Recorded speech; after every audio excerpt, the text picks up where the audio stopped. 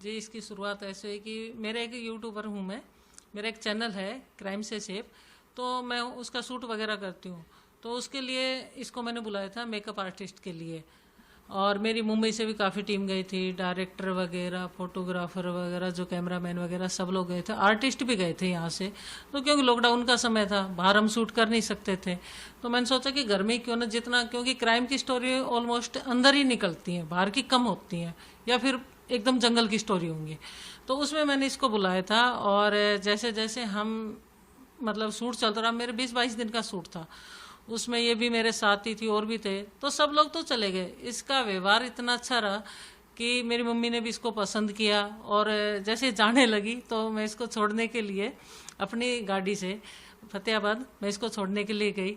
तो ये रात को हम रुके, इसके घर पे मैं रुकी। सुबह कहती है, अंजू, मेरा नाम तो आपको पता ही, अंजू, ये बोले अंजू मैं भी आपके साथ ही चलूंगी रिटर्न। मैंने कहा ठीक है, मेरे को भी कुछ ऐसा नहीं लगा। मैंने कहा ठीक है भाई चलो। उस समय तक हमारा ऐसा कुछ भी नहीं था कि भाई मेरा इसका कोई प्यार हो या कोई भी चीज़। प्यार का तो सही पता, हमें काफ़ी समय तक नहीं पता था। मैंने कहा चल ठीक, तू घर पे चल, कोई दिक्कत नहीं। आइए, फिर मम्मी भी बोली कि नहीं बेटा तू अब जाना नहीं, क्योंकि एक्चुअली केयरिंग बहुत है। सब मम्मी की इतनी केयर करती थी, बहुत ज़्यादा। और मेरे को भी ऐसा लगा कि भाई अच्छी ही है, कोई बने रहने दो। फिर ये बाद में जाने का बोला। मैंने कहा यार अब तू मत जा, तू यहीं रह, क्या करेगी, यहीं पे काम करते हैं तो यहीं रह। फिर ये बोले ठीक है मैं रह जाती हूँ। ऐसे करके हमारी मतलब इस तरीके से हम मुंबई भी आए। तो मैं तो हुई एक, आपको बताया कि मैं टीवी सीरियल वगैरह में काम करती हूँ, तो ये भी मेरे साथ आ गई। मैंने कहा तू आर्टिस्ट का जो भी है यहाँ पे काम कर ले। ये बोली नहीं, मेरे को तो अपनी फेसबुक यूट्यूब वगैरह यही काम करना है। तो इस तरीके से हमारी मुलाकात हुई और साथ रहते हुए हमें 4 साल हो गए कंटिन्यू। और 4 साल में हम दोनों बस सिर्फ 2 ही बार अलग हुए हैं। एक बार मैं गुड़गांव गई इसको छोड़ के, एक बार ये मेरे को छोड़ के गई थी। तो इस तरीके से हमारी जर्नी चलती रही। और साथ में कुछ ऐसे मेरे हादसे भी हुए मेरे साथ, दुर्घटना बोलूँ हादसा बोलूँ उसको। मेरे एक भांजा था जो वो एक्सपायर हो गया ऑन द स्पॉट एक्सीडेंट में, 22 साल का था। तो उस वक्त ये मेरे साथ थी। फिर उसके बाद 2022 में मेरी मम्मी चली गई, वो भी भांजे के उसमें ही।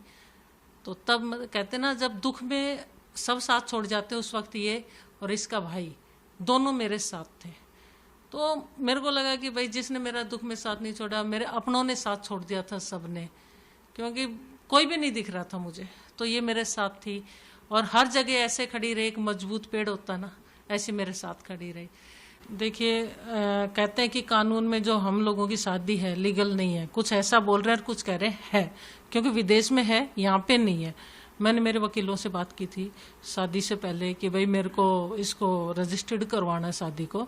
तो बोले कि ऐसा है कि आप लोगों की शादी वैसे रजिस्टर्ड नहीं होएगी, जो मेल और फीमेल की होती है वो आपको मान्यता नहीं मिलेंगी। मैंने तो बोले और वैसे आपको लिविंग रिलेशन का सर्टिफिकेट मिल जाएगा, और भाई आपकी शादी करना चाहते हो कर सकते हो, कोई ऐसी दिक्कत नहीं कि किसी तरह की कोई प्रॉब्लम नहीं आएगी आपके आगे, कोई ऑब्जेक्शन भी नहीं उठाएगा। तो मैंने कहा ठीक है। मैंने कहा फिर रजिस्टर लिविंग रिलेशन का तो मैं सर्टिफिकेट क्या करूंगी लेके, मैं समाज के बीच में तो वैसे ही शादी कर रही हूँ। तो उन लोगों का जैसे मेरे को उस वक्त तो कोई भी दिक्कत नहीं आई, बट मेरे को जो डर था सबसे ज़्यादा मेरी बिल्डिंग का था कि कोई आके खड़ा नहीं हो जाए, हमारे बच्चों पे क्या वो होएगा, असर होएगा।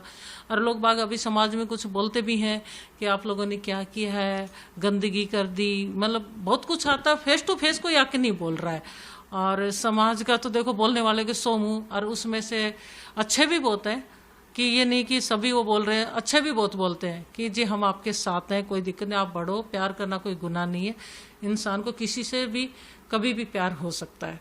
तो ऐसे भी हैं लोग बाग। बाकी ये है कि हमारी इसकी फैमिली को थोड़ा सा, भाई को जो बोला जा रहा है वो हमें बुरा लगता है, हमारे लिए ऐसे ऐसे गंदे गंदे कमेंट किए जा रहे हैं, वो भी बुरा लगता है। 3 महीने हो गए आप लोगों की शादी को लगभग, तो आप अपने फैसले से खुश हैं? आपको लग रहा है कि एक अच्छी जिंदगी आप बिता रहे हैं और भविष्य भी आपका अच्छा रहेगा, संतुष्ट हैं आप? जी बिल्कुल, क्योंकि हम तो 4 साल से एक साथ ही रह रहे हैं, तो ये डिसीजन हमने बहुत सोच समझ के लिया है। और मतलब 3 महीने या 2 महीने कुछ दिन हमारी शादी को हो गए हैं, तो हम लोग खुश हैं, साथ में ही हैं और अपने इस फैसले से बहुत खुश हैं। जी, मुझे तो पता था कि शादी के बाद वीडियोस बहुत वायरल होगी, क्योंकि ये सब तो होना ही था। भाई को पापा को बोला जा रहा है वो थोड़ा गलत लगता है, तो मैं उनके वीडियोस वगैरह डालती हूँ तो मैं कमेंट्स ऑफ कर देती हूँ। तो बहुत बुरा लगता है जब उनको, एक छोटा सा 1.5 साल का बेबी है, भाई का बेटा है, तो उनको बोलते हैं ना तो बहुत बुरा लगता है। मैंने कहा बच्चे को भी नहीं छोड़ रहे, पापा को भी नहीं छोड़ रहे, भाई को भी नहीं छोड़ रहे, तो दुनिया तो बोलेगी ना, दुनिया का तो काम है बोलना, दुनिया खाने को थोड़ी दे रही है हमें। जब हम प्रॉब्लम में आती है तो समाज थोड़ी आता है कि तुम्हारी प्रॉब्लम हम सॉल्व कर देंगे। तो हम अपनी लाइफ में बहुत खुश हैं। जैसे कि हमें अंजलि ने बताया कि उनके साथ उनका जो शादी करने का फैसला था, आपका उनके परिवार के प्रति जो रवैया था, उनकी माता जी की जो आपने सेवा की, या जो आपका केयरिंग नेचर था, वो कारण था। आपके पास क्या कारण था, आपको क्यों लगा कि आपके लिए आपकी उचित जीवन साथी हो सकती हैं अंजू? ये भी बहुत केयरिंग है।